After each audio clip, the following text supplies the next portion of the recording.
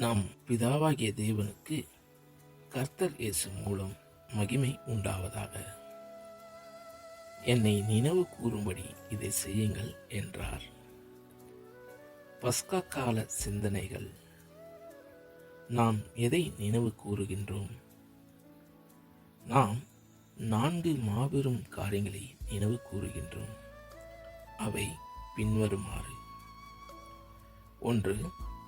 பஸ்கா ஆட்டுக்குட்டியாக நமது கர்த்தர் மரித்த விஷயம். 2. அவருடைய அடிச்சோடுகளை பின்பற்றுகின்ற பின்னடியார்களுக்கும் அவருடைய பாத்திரத்தில் பங்காளிகளுமானவர்களும் ஆகிய நமக்கு கிறிஸ்துவின் மரணத்திலும் கிறிஸ்துவின் பாடுகளிலும் அவரோடு கூட உள்ள நமக்கான உறவு அல்லது பங்கு பற்றின விஷயம்.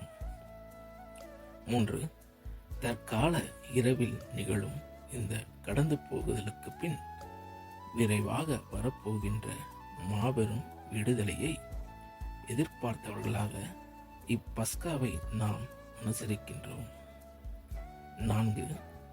சபையை கடந்து போகுதலுக்கு பிற்பாடு தொடரும் கொழுத்த பதார்த்தங்களின் மாபெரும் விருந்தையும் நாம் நினைவு கூர்ந்து எதிர்பார்க்கின்றோம். இந்த நினைவு கூறுதலில் இருந்து நாம் மாபெரும் ஆசீர்வாதம் பெற்றுக்கொள்ள வேண்டுமானால் மேற்பார்த்த அவ்விஷயங்களை தனித்தனியாயும் தெளிவாயும் நினைவில் வைத்துக் கொள்ள வேண்டும். ரீப்ரிண்ட் 4590. ஆமென்.